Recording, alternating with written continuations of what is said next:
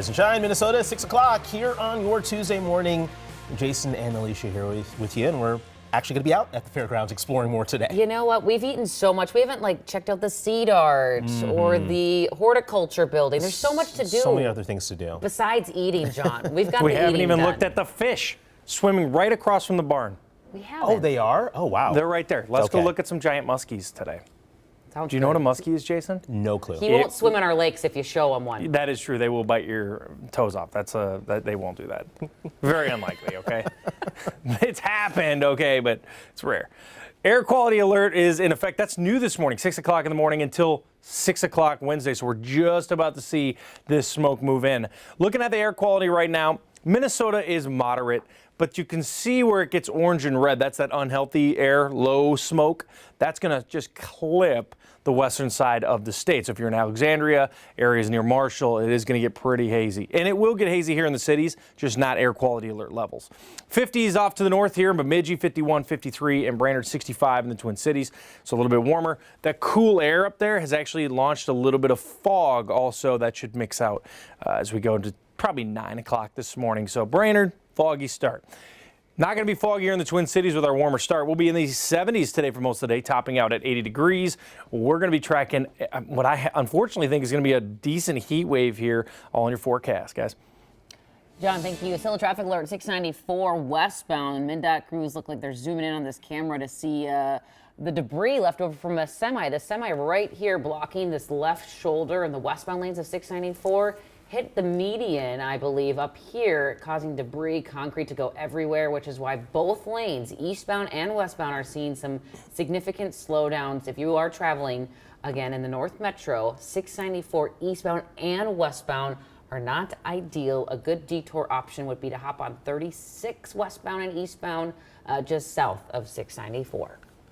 Well, the countdown is on. In just 1 week, school starts for most Minnesota students. And as kids are going to go back, some pediatricians are now concerned about the number of kids who've fallen behind on getting their vaccines. And Cece spent the last 4 hours digging in the trends that doctors see. They are saying, what'd you find out? Yeah, so what we found are two sets of numbers that are concerning officials at the Minnesota Department of Health. So the first is with the number of families wanting non-medical exemptions to required vaccines. If we take a look here last year, about 4% of kindergartners had an exemption, and that's continuing an upward trend that's really started in the last decade and has accelerated in the last 2 years.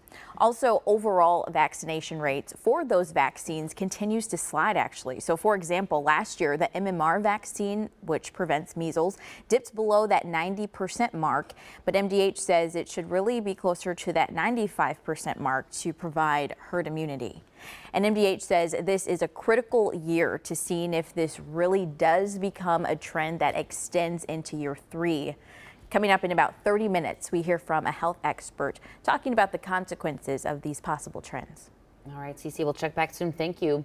New numbers this morning show the toll the pandemic shutdowns took on students who have not caught up despite billions in federal aid.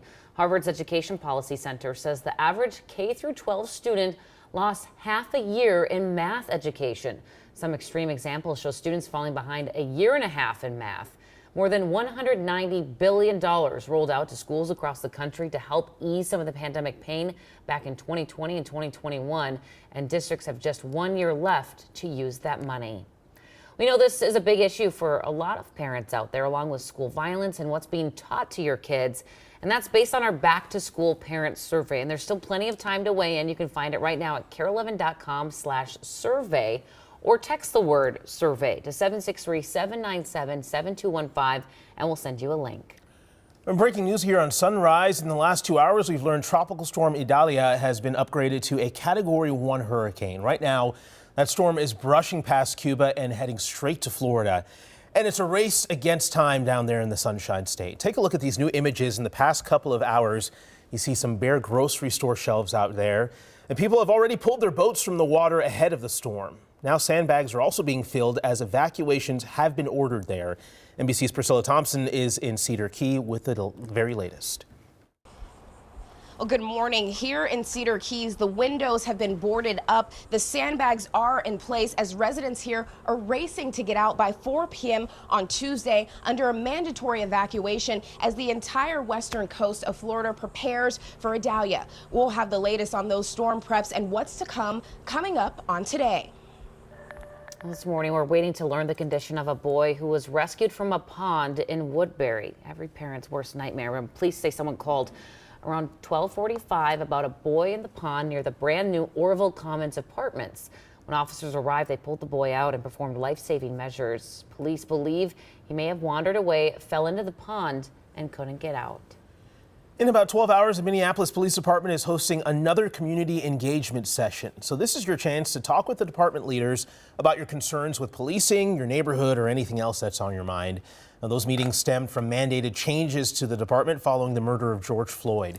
It starts at 6 p.m. at the U of M Urban Research and Outreach Engagement Center on Plymouth Avenue North. This morning, an appeals court ruling is giving us more clarity on Minnesota's hands-free driving law. This comes after the court ruled in a case involving a driver who said he was looking at his ringing phone when his truck overturned. The court ruled since he wasn't reading a text or calling anyone, it wasn't illegal. But the ruling points out state law has changed this summer, so now it is illegal to even hold a phone while you're driving. This morning, a new pay-to-park proposal in one popular town has left a lot of people fired up. And for the first time, we're hearing from residents. Prescott City Council came up with the idea to install pay stations and charge visitors $1.50 every hour to park. They say they want to clear up congestion and turn over spots faster. Business owners who are against it spoke at last night's meeting and say it will only drive tourists away. You know, it's really only a couple hours, a couple days, a couple months of the year that we're that busy. The rest of the year, it's a struggle. I'm not paying big city prices, and my friends are not paying big city prices. We are a small town. Let's keep it small townish. The city denied our interview request, saying it wanted to listen to residents first during public comment. It plans to make a decision at its next meeting on September 11th. All right, less than an hour from now, the gates for the State Fair will open once again. And today is Military Appreciation Day. All veterans and active military members can get in for just $13. You can also get your flu shot today. Jennifer Austin is taking us to Health Fair 11 this morning.